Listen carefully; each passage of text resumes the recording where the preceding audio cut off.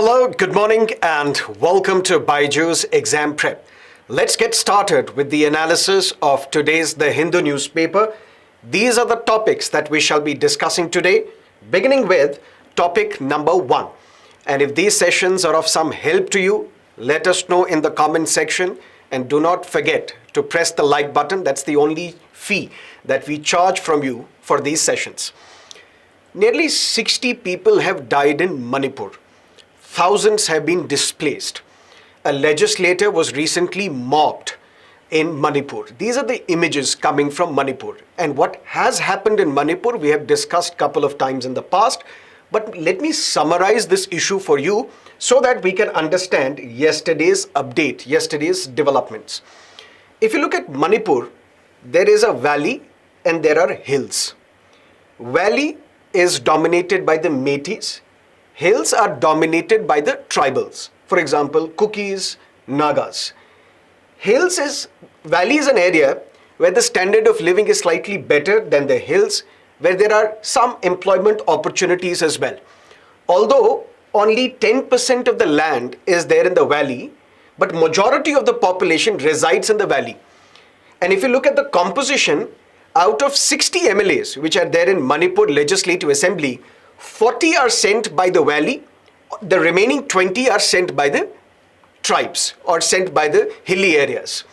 Now what has happened is that this valley is dominated by the Métis community. It's not a homogeneous group. There are some Métis groups which are given SC status, scheduled caste status.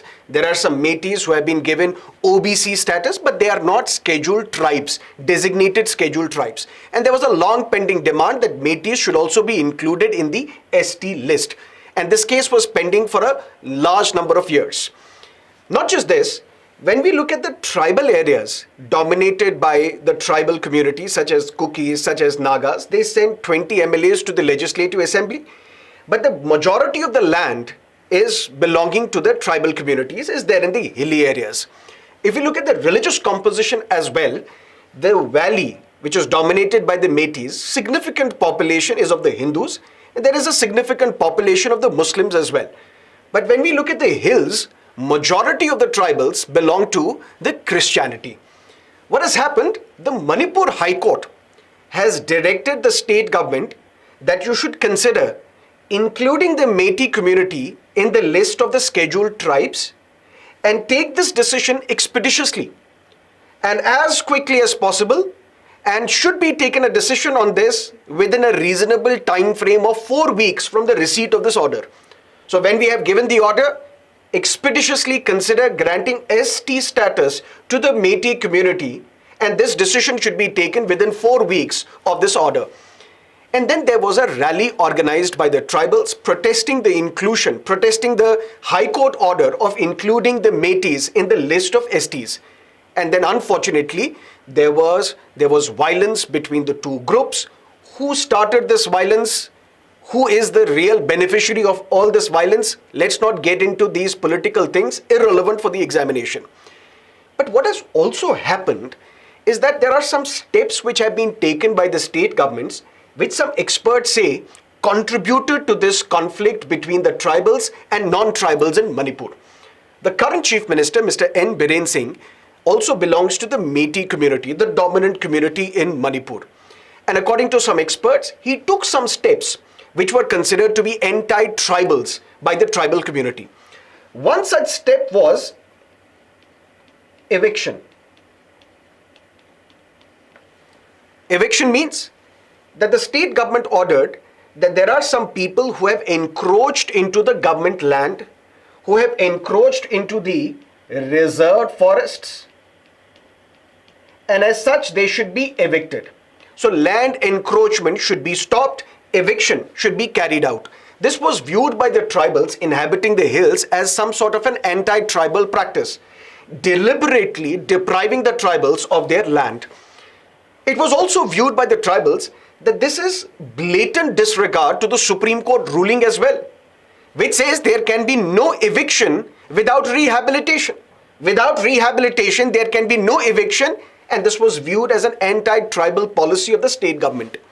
Number one. Number two, there was also a drive launched by the state government against poppy cultivation, which is in great demand in Manipur. And then there is an international drug cartel as well, which functions.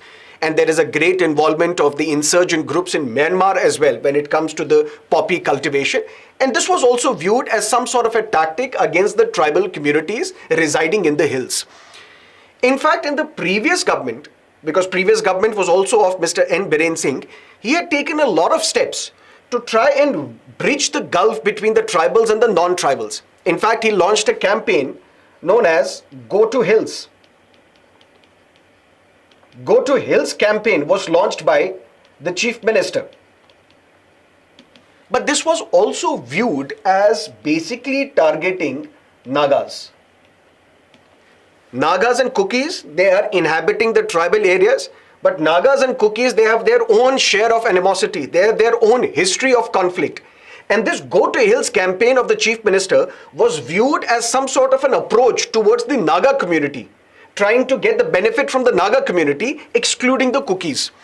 And ultimately, these were the factors which some experts from Northeast, particularly Manipur, claim that these were immediate triggers of what led to the conflict. And the final spark was provided by the Manipur High Court order directing the state government that you should include Métis also in the list of STs. But now the point is, this is not the job of the state government. And that is what we have to understand the recent developments, yesterday's developments which have taken place. The Supreme Court, it basically says that the crisis in Manipur is a humanitarian crisis. And the Supreme Court wondered yesterday why nobody showed the copy of the Constitution bench of the Supreme Court to the Manipur High Court judge who gave this order. Because in the year 2000, there was a Constitution bench of the Supreme Court. A 5-judge bench of the Supreme Court. The case was the state of Maharashtra versus Miland. In this case, the 5 judges of the Supreme Court categorically said that no state government, no court, no tribunal has the power to amend, to modify, to alter the list of SCs and STs. Look at me carefully. 102nd Constitutional Amendment Act, it created a constitutional body known as National Commission for Backward Classes.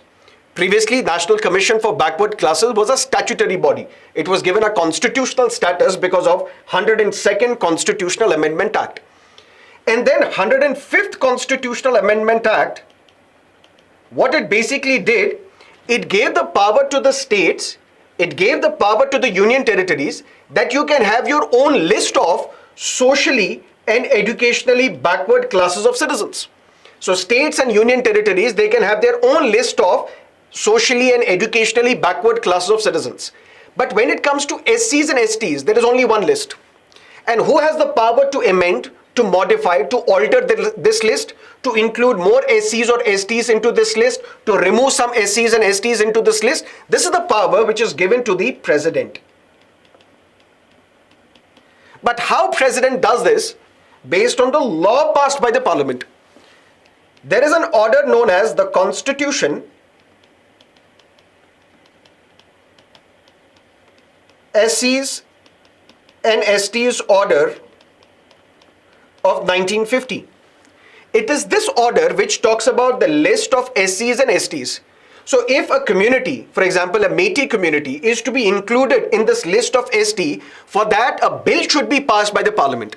And once that bill is passed by the parliament, then what president will do? President will notify this order. And that is what the Supreme Court has said yesterday. Why nobody showed the copy of this 5-judge constitution bench of the Supreme Court to the Manipur High Court judge who gave this order to the state government to include Métis in the list of STs, where the power is not with the court, where the power is not with the state government either. The power is with the central government. Parliament will enact a law, will basically modify this order, and ultimately President will notify. That's update number 1. Update number 2, the Home Minister, the Honorable Home Minister has said that we will include all the stakeholders, discuss with them, and then ultimately a decision will be taken. And nobody should fear the consequences of this High Court order. Let's hope that good sense prevails on all those who are protesting. Let's hope peace returns to Manipur and there is an amicable solution to the current problem. And that is what you need to know from these 2 newspaper articles on page number 1 of today's Delhi edition. Clear? Let's look at topic number 2. Haryana government announces reservation for backward classes in urban local bodies. What is the context? 74th Constitutional Amendment Act 1992-1993. It gave constitutional status to urban local bodies, municipalities for example. According to the compulsory provisions, there has to be reservation for SCs, there has to be reservation for STs, there has to be reservation for women. This is compulsory. What does that mean compulsorily? Listen to me carefully. All the municipal authorities, municipal corporations or municipalities or urban local bodies, they are created by the respective state governments based on the law passed by the respective state legislatures. So Haryana will have its own law which will create urban local bodies in Haryana. Same is the case with Chhattisgarh, Madhya Pradesh, Karnataka, Tamil Nadu, Kerala and others. But whenever the state legislature is enacting a law to create an urban local body, it has to compulsorily include the provisions which are mentioned under 74th Amendment. It has to compulsorily reserve seats for SCs and STs in proportion to their population.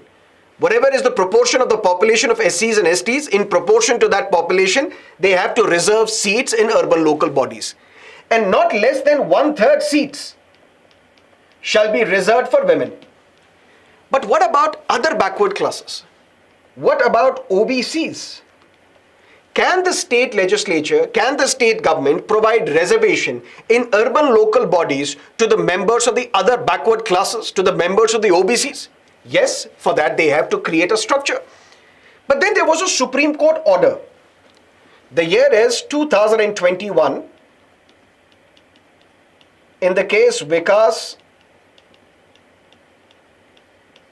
Kishan Rao Gawali versus state of Maharashtra.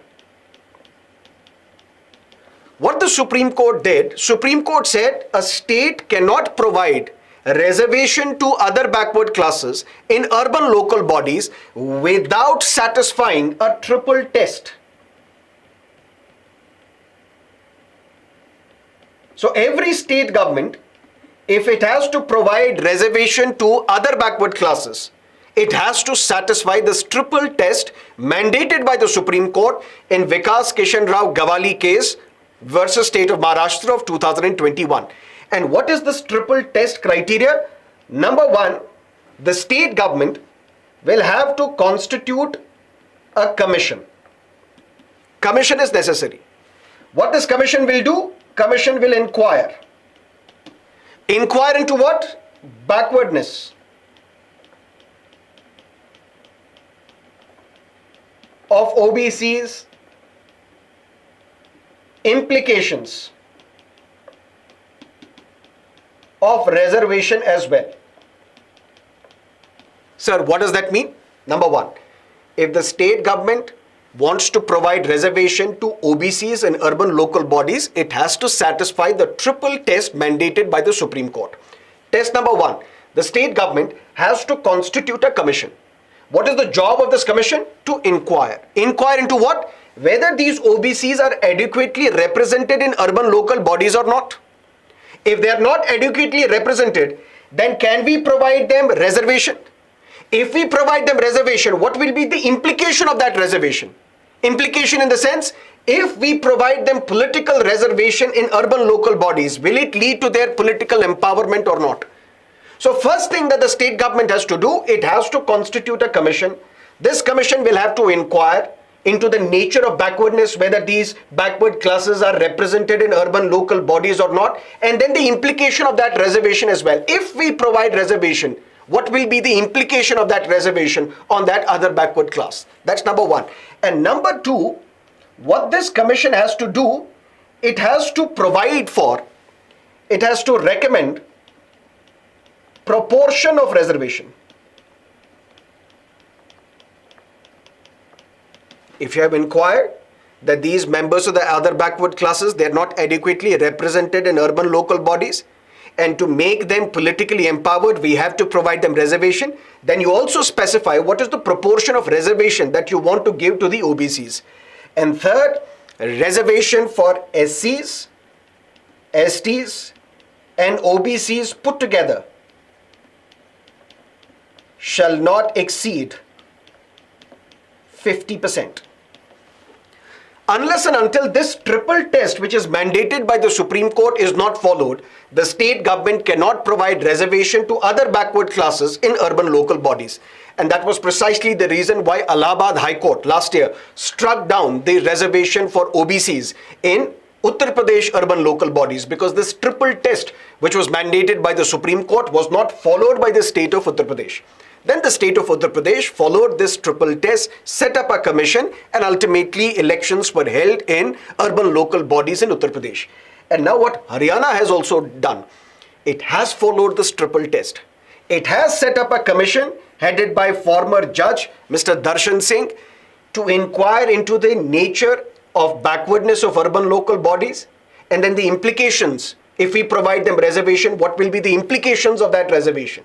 And at the same time prescribed the reservation criteria, the percentage of reservation, and in total, reservation for SCs, STs, OBCs put together should not exceed 50% of the seats.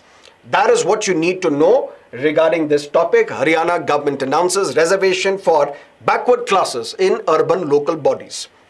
Done? Let's look at another column. India's China strategy needs to be debated.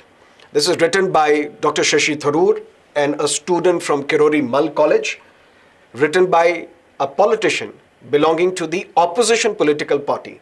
That doesn't mean that you should not read this newspaper article. That only means that you should keep your eyes open and also try and find out something good which the government might have done, but which normally would not be mentioned by the leader of the opposition political party.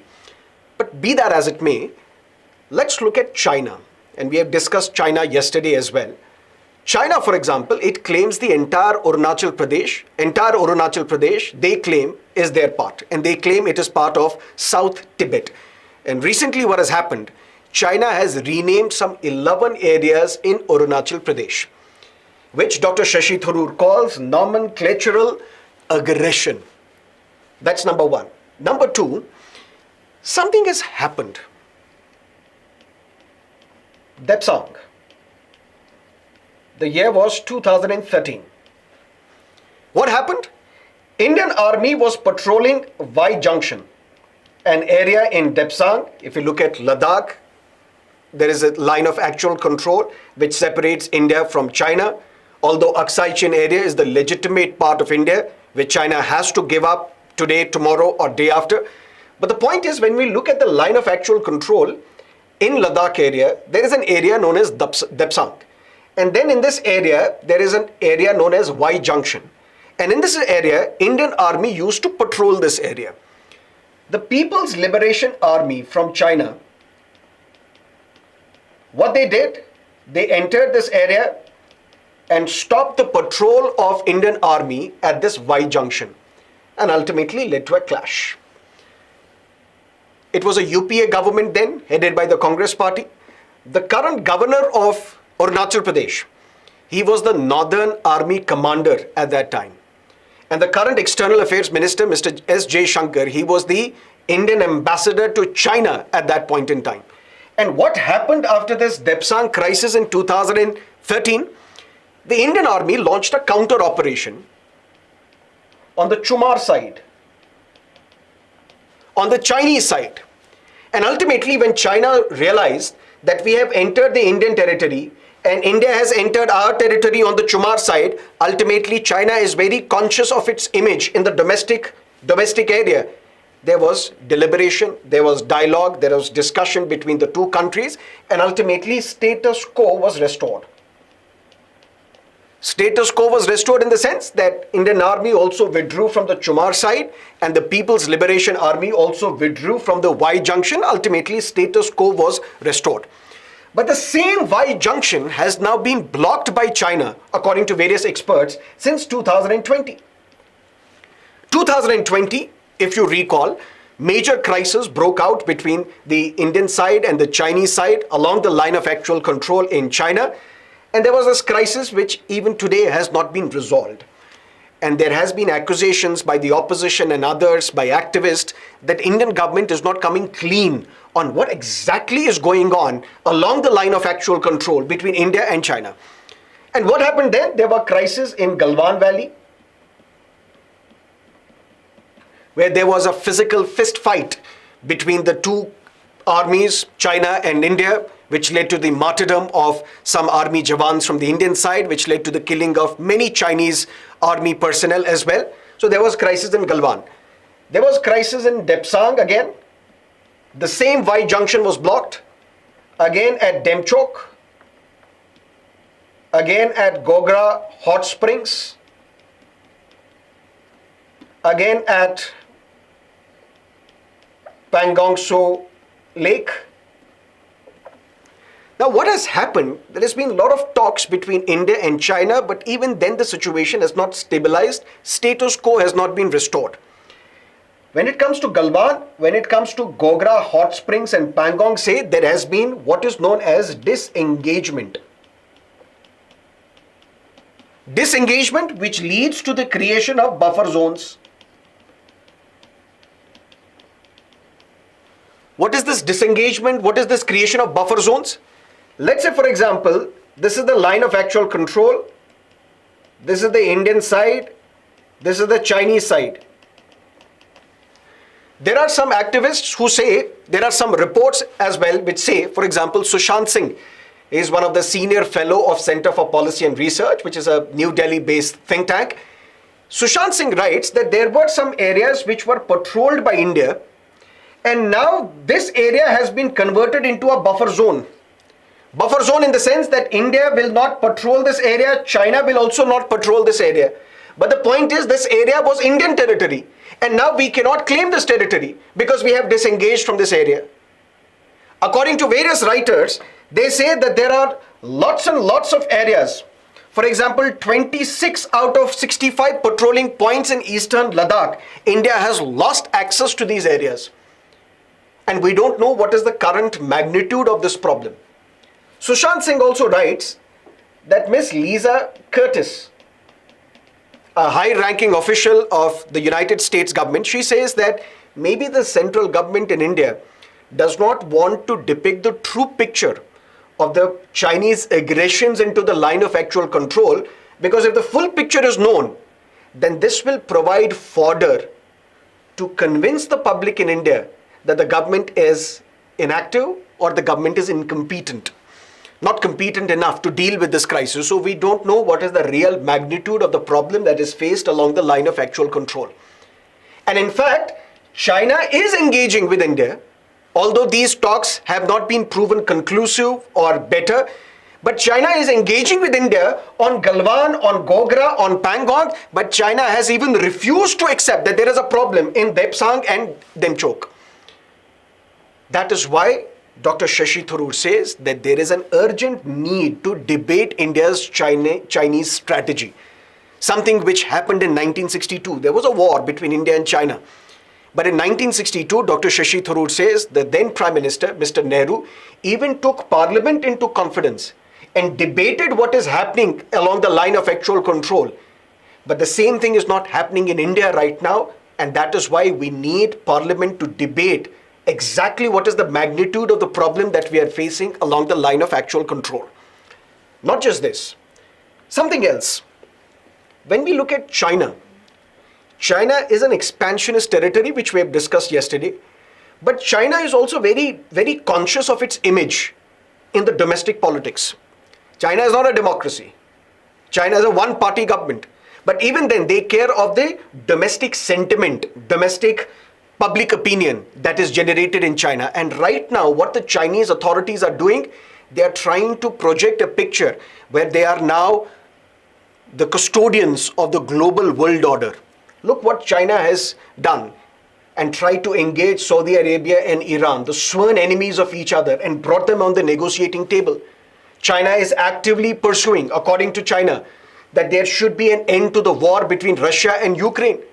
China is also now has published its position paper on Afghanistan, wherein it wants other countries, apart from United States, to have an important role to bring stability into Afghanistan. So China is now giving a sense to its domestic audience that we are now the promoters of a new world order. If this image is dented in China, that would be an advantage to India.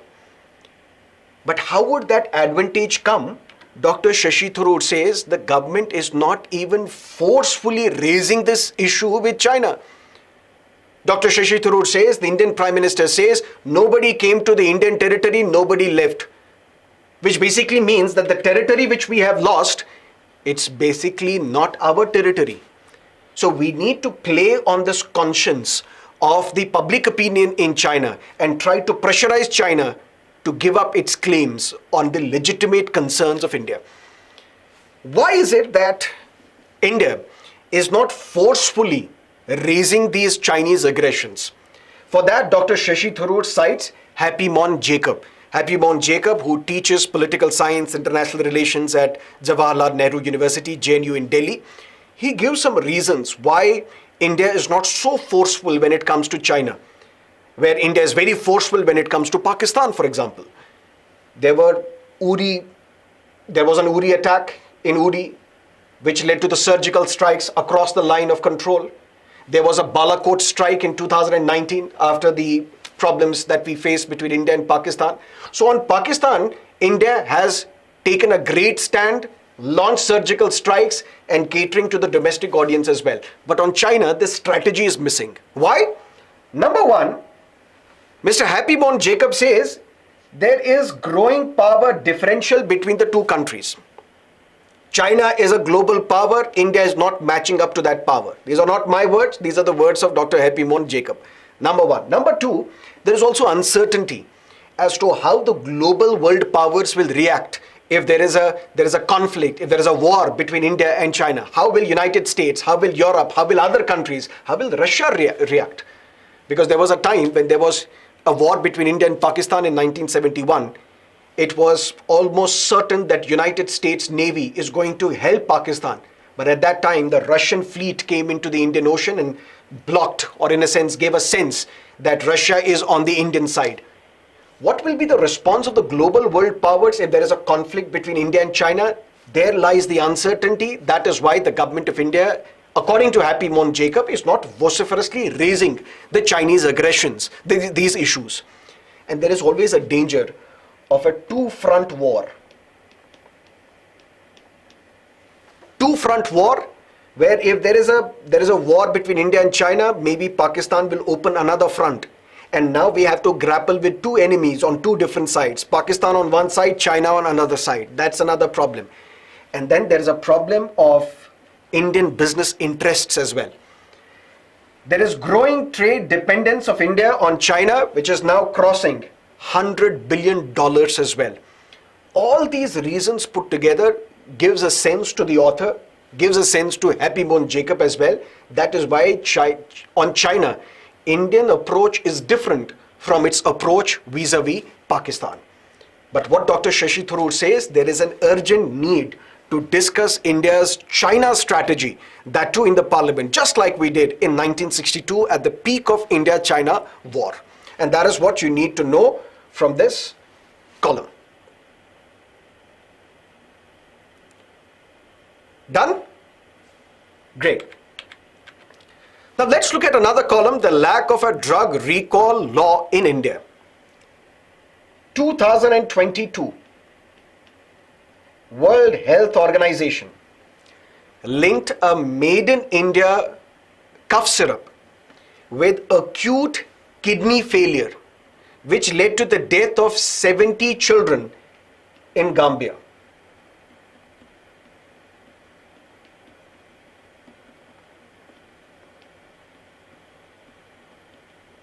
An African country. Last year, World Health Organization linked a made in India drug, a cough syrup, to an acute liver failure, which led to the death of 70 children in Gambia in Africa. That's number one. This year, in 2023, United States recalled an eye drop which was manufactured in India by a Chennai-based company, Global Pharma. And this eye drop, which is basically an eye lubricant, this was alleged to be responsible for vision loss.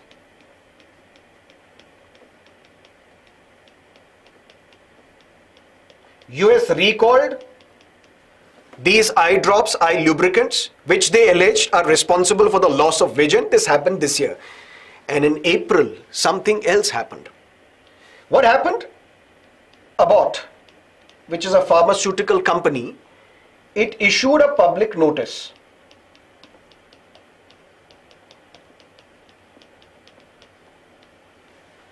Abbott manufactures a drug known as Thyronorm, and Thyronorm is used to treat hypothyroidism. It's a drug, a bottle with tablets used to treat hypothyroidism. And Abbott released a public notice saying that there is a labeling error. What is the labeling error? If you look at that bottle, it labeled 88 microgram, should ideally have been labeled on this bottle, but instead it was labeled 25 mcg, microgram. So there was a labeling error, and ultimately Abbott issued a public notice that in Telangana basically this drug is in the circulation and there is a labeling error. The label should have mentioned 88 microgram of Thyronorm tablets, but in reality it is 88, but actually it should have, in reality it is 88, but actually it is mentioned 25, and it led to the recall. If you look at United States, drug recalls are frequent, but not in India. Why? Because there is no law in India which mandates drug recall, and it is creating its own problems. The year was 1972 in Chennai. Close to 100 children died because of the substandard drugs.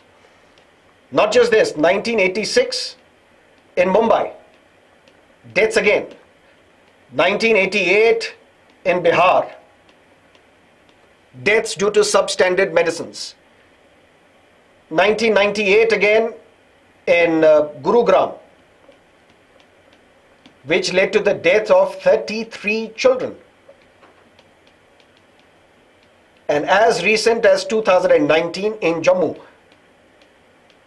which led to the death of 11 children because of this lack of oversight on the substandard drugs that is in the circulation in the market. A book has been written by the authors of this article. This book is The Truth Pill, The Myth of Drug Regulation in India. Why is there no law in India which mandates drug recall? And for that, we have to look at that there is a law known as Drugs and Cosmetics Act 1940. It's a pre-independent law, colonial law, and this is the law which regulates import, manufacture,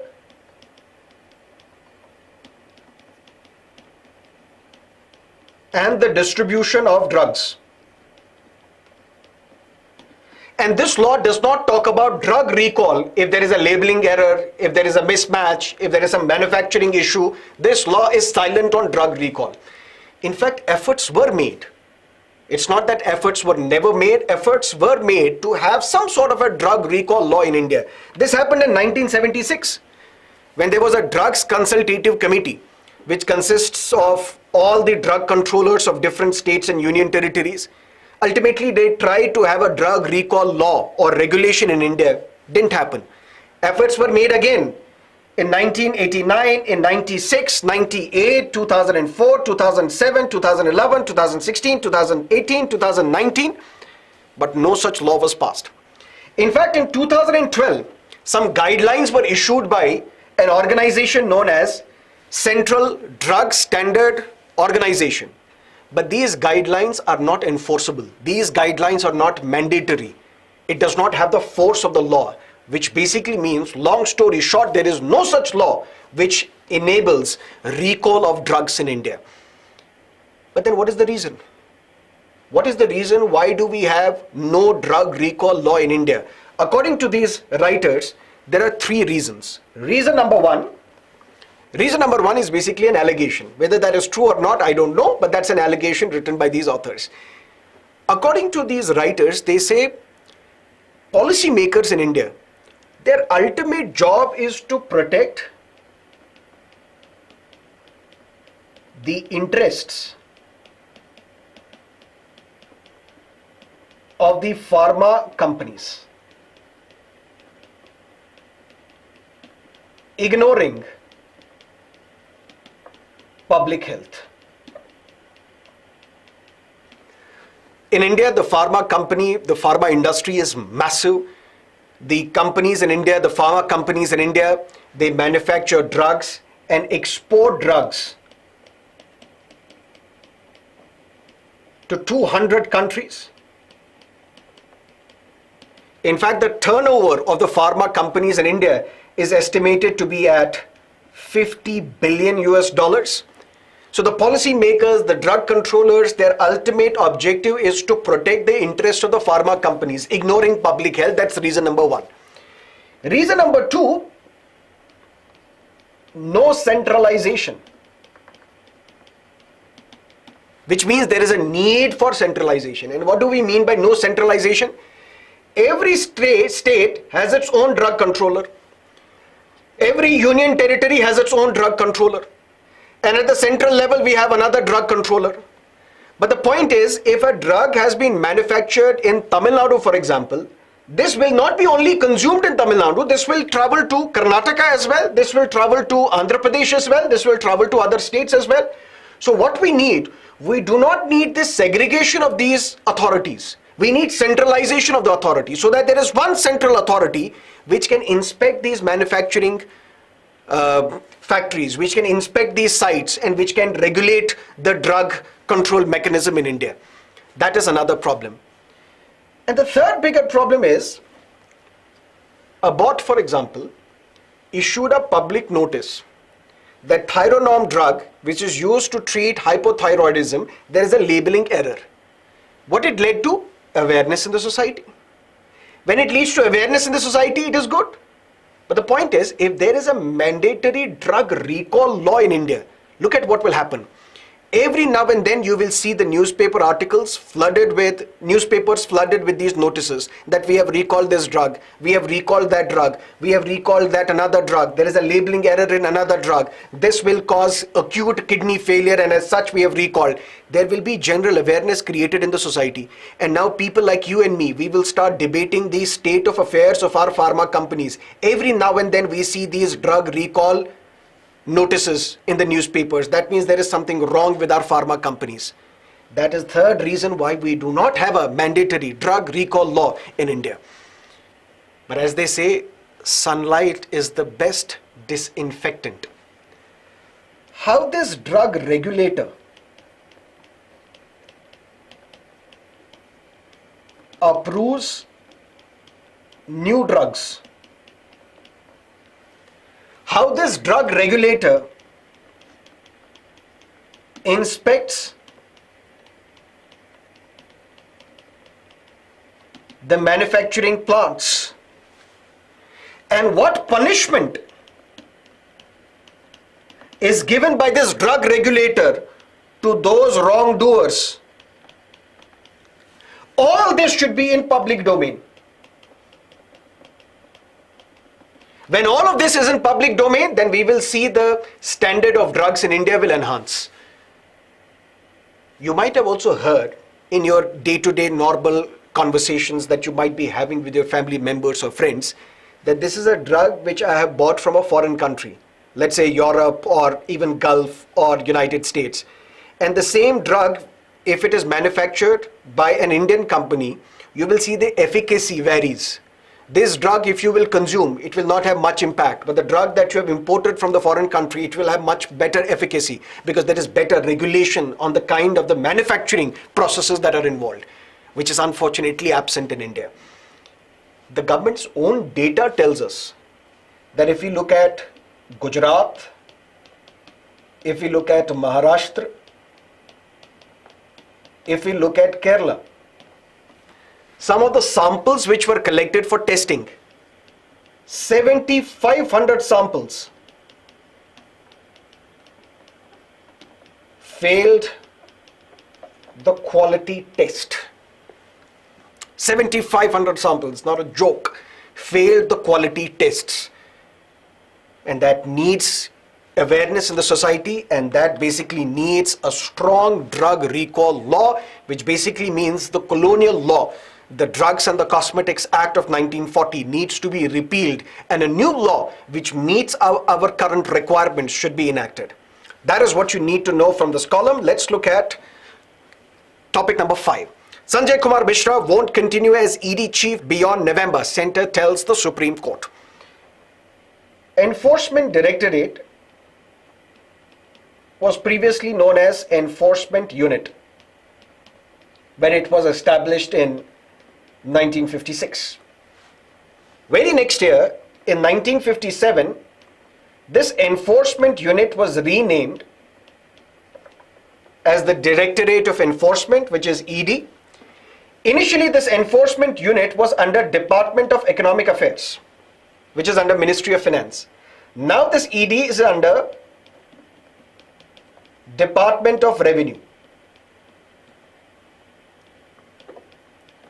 which is under the Ministry of Finance. How is the director of the ED appointed? By the central government, but on the recommendations of a committee. Who is part of this committee? One is CVC, the other is the Secretary of Department of Home, Secretary Department of Revenue, Secretary Department of Personnel and Training. And the law says the term of the ED director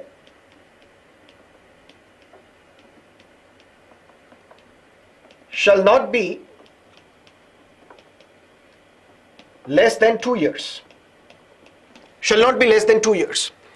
But in the year 2021, the law was amended to say that now the term of the ED can be extended by 1 year at a time